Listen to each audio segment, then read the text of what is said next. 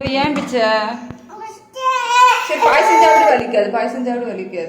ரொம்ப சின்ன காயந்தான், கொசு கடிச்சு வீங்கிருக்கும் போல். அதை வந்து சொரைஞ்சி நகத்தை வச்சு பிச்சுட்டான். ஸோ அதுக்கு தான் வந்து அழுது அலப்பறை பண்ணிகிட்டு இருந்தான், வலிக்குது அப்படின்னு சொல்லிட்டு, ரத்தம் வருது அப்படின்ட்டு. ஸோ நான் அப்புறம் மருந்து போட்டுவிட்டு ஓகே ஒன்றும் செய்யாது அப்படின்ட்டு பாயசம் இருந்ததுனால அதை கொடுத்து சமாளிச்சிட்டேன்.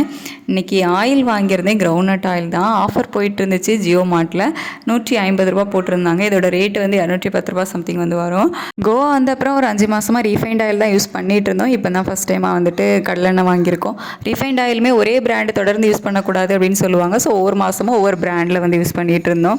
நான் இன்னுமே இந்த மாதிரி டப்பாவில் தான் ஆயிலெலாம் ஊற்றி வச்சிட்ருக்கேன். ஆயில் கண்டெய்னருக்கு இன்னும் மாறலை. ஒரே தடவை மட்டும் யூஸ் பண்ணி பார்த்தேன், அது எனக்கு லீக்கேஜ் இருந்துச்சு. ஸோ அதை அப்படியே தூக்கி போட்டுட்டு மறுபடியும் இந்த மாதிரி டப்பாலே வந்து ஊற்றி வைக்க ஆரம்பித்தாச்சு.